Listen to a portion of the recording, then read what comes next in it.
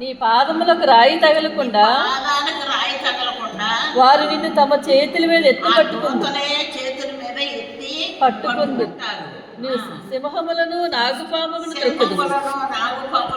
త్రొక్కెదవు, కొదమ సింహములను భుజంగములను అడగద్రొక్కదు. అతడు నన్ను ప్రేమించుచున్నాడు గనుక నేను అతను తప్పిస్తాను. ప్రభువుని ప్రేమించిన వారిని ప్రభు ఏం చేస్తాడు? అన్నిటి నుండి తప్పిస్తాడు. అతడు నా నామం ఎరిగిన వాడు లేదు, అన్నిటి నుండి తప్పిస్తాడు. అతడు నా నామం ఎరిగిన వాడు గనుక నేను అతని గణపరచదును. అతడు నాకు మొర్రపెట్టగా నేను అతనికి ఉత్తరం ఇచ్చేదను. శ్రమలో నేను అతనికి తోడై అతను విడిపించి అతని గొప్ప చేసేదను. దీర్ఘాయువు చేత అతని తృప్తిపరచదును. నా రక్షణ అతనికి చూపించదును. కాబట్టి దీర్ఘాయుష్ కూడా దేవుడిచ్చే దేవుడు. ఆయన నమ్ముకున్న వారిని ఎన్నడూ విడువడు, ఆయన మీద ఆనుకున్న వారిని ఎవరిని విడిచిపెట్టడం. భక్తిహీనులకు మాత్రమే ప్రతిఫలము కలుగు. కాబట్టి మనం భక్తిహీనతను ద్వేషించి భక్తిని భక్తిహీనత మీద ఆనుకోకూడదు అసలు ఎన్నడూ. నేను పడిపోయే ఆ కొందకు ఆనుకుంటే ఏమవుతాం? మనం కూడా పడిపోతాం. గట్టి కొందకు ఆనుకుంటే అబ్బా మనకు కూడా బలం వస్తుంది. నిలబడలేని వాళ్ళు గట్టిగా ఉన్న స్తంభాలకు ఆనుకుంటే ఎలానన్నా నిలబడలేదు. దానికేసి మనల్ని కట్టుకుంటే, క్రీస్తు అనే బండకేసి మనల్ని కట్టుకుంటే బలం. మన దేవుడే మన బలం. యెహోవా నా బలమా, దావీదు అంటాడు. యెహోవా నా బలమా. బలమైనా మనకి బలంగా ఉన్నామా? దేవుళ్ళో బలంగా ఉండాలి. దేవుణ్ణి మనకేసి పట్టుకోవాలి. కాబట్టి ఆయనే మనకు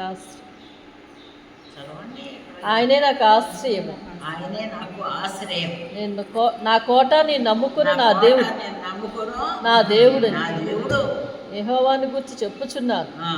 వేటకాని ఊళ్ళో వేటగాడు సాతానుడు, ఇంకా మృత్యువు సాతానుడు సాతాను ఒడిలో నుండి విడిపించును. నాశనకరమైన తెగులు రాకుండా నేను రక్షించును. తెగుళ్ళు వస్తాయి, ఆ తెగుళ్ళు రాకుండా రక్షిస్తాడు. ఆయన తన రెక్కలతో నిన్ను కప్పును. ఆయన రెక్కలతో నిన్ను కప్పును. ఆయన రెక్కల ఇశ్రాయేలు ప్రజల్ని ఆయన రెక్కల కింద నడిపించాడమ్మా. మేఘస్తంభం, రాత్రి అగ్నిస్తంభం.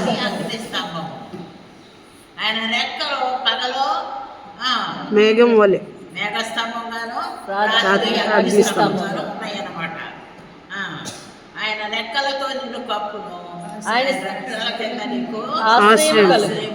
ఆయన సత్యము కేడెమును డాలునైను, కేడెమును రాత్రి వేళ కలుగు భయమునకైను, పగటి వేళ ఎదురు బాణమునకైనను, చీకట్లో తెగులకైను, మధ్యాహ్నమందు పాడు చేయి రోగమునకైను నీవు భయపడకుందువు.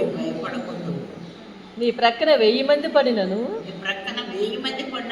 నీ కుడి ప్రక్కన 10,000 మంది కూలినను అపాయం ఎంతకు రాదు. నీవు కన్నులారా చూచుచుండగా భక్తిహీనులకు ప్రతిఫలము కలుగును. యెహోవా నీవే నా ఆశ్రయమని, నీవు మహోన్నతుడైన దేవుని నీకు వినవాస స్థలముగా చేసుకుని ఉన్నావు. నీకు అపాయమేమీ రాదు, ఏ తెగులు దారమును సమీపించి. నీ మార్గంలో నిన్ను కాపాటకు ఆయన నిన్ను గూర్చి తన దూతలకు ఆజ్ఞాపించు. అయిపోయిందా? కాబట్టి ఆ 91వ దావీదు కీర్తన అది చాలా అద్భుతమైన కీర్తన. అదంతా మనకి అండగా అది బందాక చదువుకునేదాన్ని నేను. అదే వాగ్దానం నాకు అదే వాగ్దానం ఇచ్చేది. 91వ దావీదు కీర్తనే వాగ్దానం. కాబట్టి ఆ వాగ్దానం ఇప్పటికీ నిలబెడుతుంది, ఇక ముందు కూడా నిలబెడతాయి. నా సంతానం, నాకు పుట్టిన వాళ్ళు, నా చేత రక్షించబడిన వారు అందరికీ అది ఒక వాగ్దానం, సహవాసానికి ఒక వాగ్దానం. కాబట్టి నేను సహవాసానికి తల్లిని అనుకుంటే మీరందరూ నాకు పిల్లలే. కాబట్టి అందరికీ అది వాగ్దానం. ఆ వాగ్దానాన్ని నమ్మండి, విశ్వాసం ఉంచండి, దాని యొక్క ఫలితం మనందరం చూస్తాం.